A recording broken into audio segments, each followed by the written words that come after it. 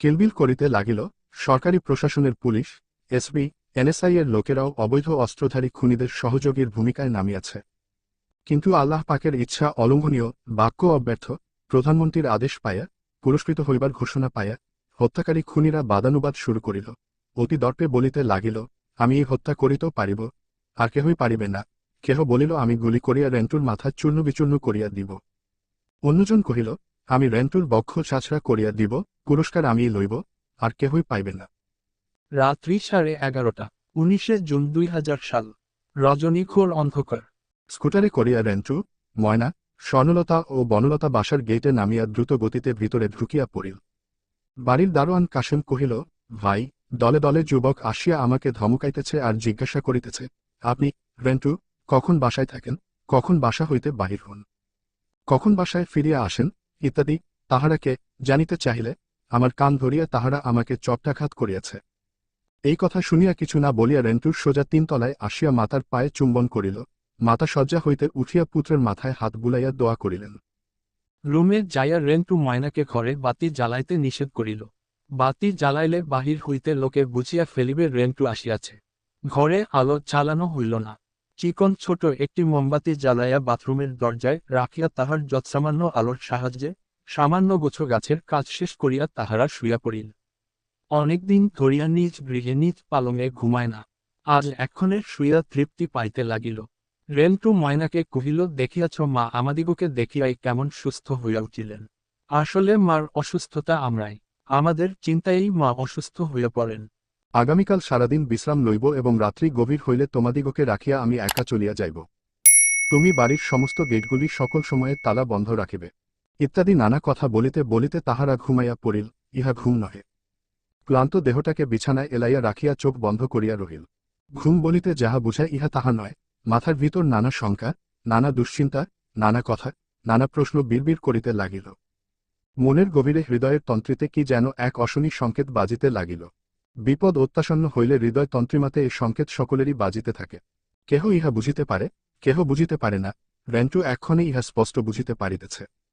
তাহার মনন জগতে জানান দিয়াছে, প্রধানমন্ত্রী নিয়োজিত খুনি ঘাতকেরা তাহাকে হত্যা করিবার জন্য ঘিরিয়া ফেলিয়াছে। রাত্রি পোহাইল, মসজিদে ফজরের আজান ধ্বনিত হইল। রেন্টু শয্যা ছাড়িয়া নামাজ আদায় করিয়া পুনরায় বিছানায় শুইয়া রহিল। সময় তখন ভোর 5:30। 3 তলা হইতে কাজের মেয়ে সোমা আসিয়া ডাকিয়া বলিল, মামা আপনাকে একটি লোক ডাকিতেছে। রেন্টু কহিল, আমি বাসায় আছি, তুই বললি কেন, কে এই লোক, কোথা হইতে আসিয়াছে? সোমা কহিল, জানি না। রেন্টু সিঁড়ির কাছে আসিয়া দেখিল আগন্তুক যুবকটি তাহার মাতাকে বলিতেছে, আমি ধানমন্ডির মধু। ততক্ষণে রেন্টু আগন্তুক যুবকের চেহারা দেখিয়া বলিল, ও তুমি? কি বিষয় ভাই, এত ভোরেই তুমি আসিলে? মধুকে ভালো করিয়া লক্ষ্য রাখিয়া গ্রিলের তালা খুলিয়া তাহাকে ভিতরে ঢুকাইয়া আবার গ্রিলের তালা লাগাইয়া দিল। মধুকে রেন্টু চেহারায় ও নামে চেনে, কোথায় থাকে তাহাও শুনিয়াছে। সে ছাত্রলীগের ছেলে। মধু কহিল, ভাই আপনাকে তো পাওয়াই যায় না। সকাল 7টায় আসিলে বলে নাই, 10টায় আসিলে বলে নাই, দুপুরে আসিলে বলে নাই, বৈকালে আসিলে বলে নাই, রাতে আসিলে বলে নাই, তাই আজ নাস্তা না খাইয়াই এই 7 সকালে আসিয়াছি। গত কয়েকদিন ধরিয়াই আমি আপনাকে খুঁজিতেছি। রেন্টু কহিল, হ্যাঁ, গত কয়েকদিন আমি বাসায় ছিলাম না।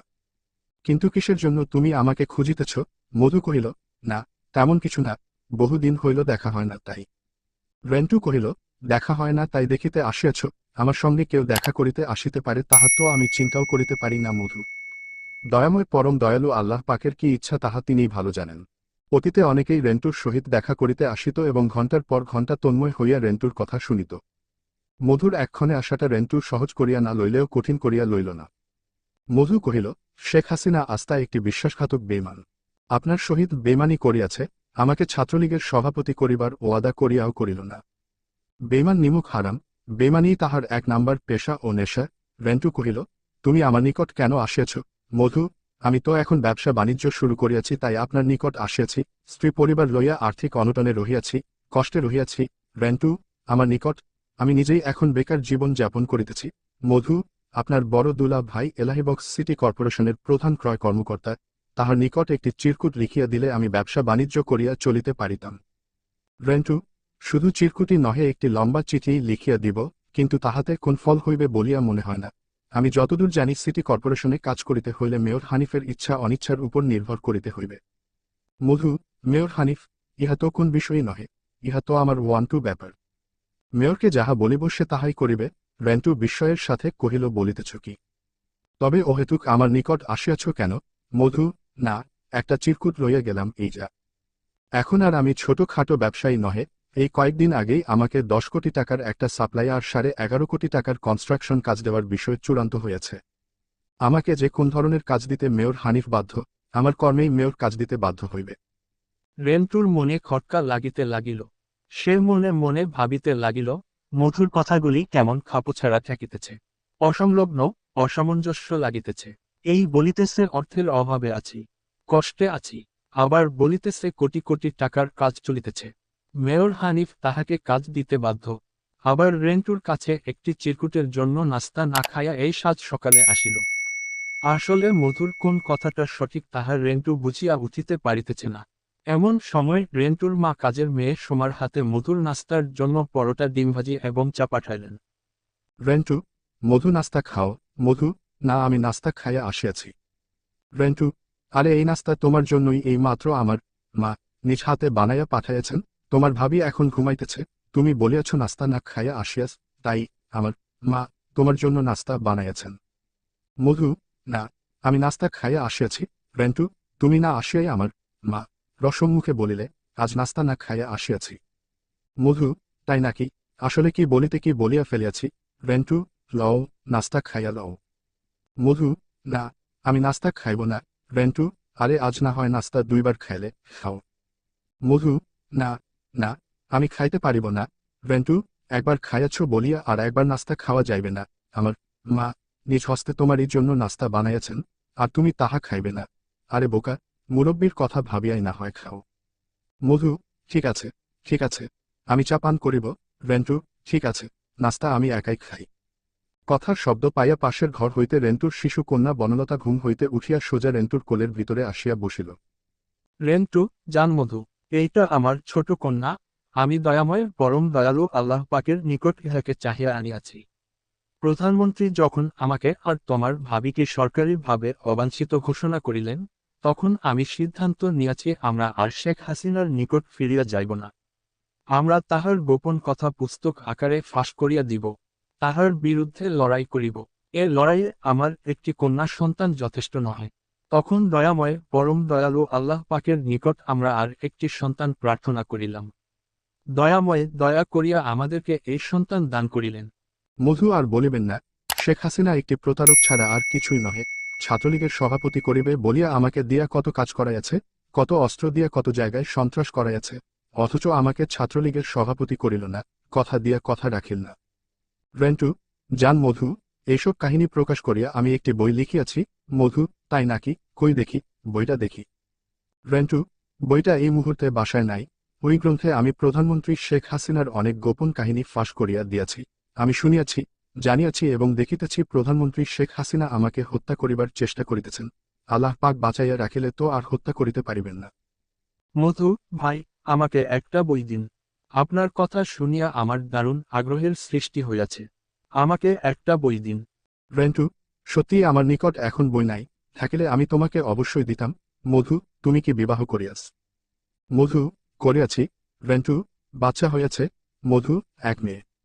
রেন্টু, আমার 2 মেয়ে, তোমার 1 মেয়ে। মেয়েই ভালো, মেয়ে না হইলে বাবার আদর বোঝা যায় না, স্বাদও বোঝা যায় না। এই যে দেখো না, ঘুম হইতে উঠিয়া মায়ের খোঁজ নাই, সোজা বাবার কাছে আসিয়া হাজির। মধু, আমি একটু বাথরুমে যাইব। রেন্টু, চল, ওই যে সোজা বাথরুম। মধু বাথরুমে গেল। মধুকে প্রথম হইতেই কেমন অস্থির চঞ্চল মনে হইতেছে। মধু কথা বলিতেছে ঠিকই, কিন্তু তাহাকে স্বাভাবিক সুস্থ মনে হইতেছে না। কি একটা অস্থিরতা, একটা অস্বাভাবিকতা তাহার ভিতরে বিরাজ করিতেছে। এত কথার মাঝেও মনে হইতেছে, মধু তাহার ভিতরে কিছু একটা লুকাইয়া রাখিয়াছে, যাহা সে বলিতেছে না। বাথরুমে হইতে মধু বাহির হইয়া আসিল, কিন্তু মধুর পাভন্টের চেইন খোলা। মধু সোফার উপর বসিল, প্যান্টের খোলা চেইন হা করিয়া রহিল। খোলা চেইনের ফাঁক দিয়া তাহার জাঙ্গিয়া দেখা যাইতেছে, কিন্তু এই দিকে তাহার কোন খেয়াল নাই। মধু, আপনি বাইরে যাইবেন কখন? কোথায় যাইবেন? কখন ফিরিবেন? রেন্টু, না, আজ আমি বাইরে যাইব না। মধু, সারাদিন ঘরেই থাকিবেন। রেন্টু, তোমার প্যান্টের চেইনটা লাগাইয়া লও। মধু, থম্মত খাইয়া রেন্টু, আমি আজ বাহিরে যাইব না। কেন, তুমি কি কোথায় যাইতে চাহিতেছ? মধু, না, এমনিতেই জিজ্ঞাসা করিলাম। রেন্টু, আচ্ছা মধু, প্রধানমন্ত্রী আমাকে জেলে না লইয়া সত্যিই মারিয়া ফেলিবেন?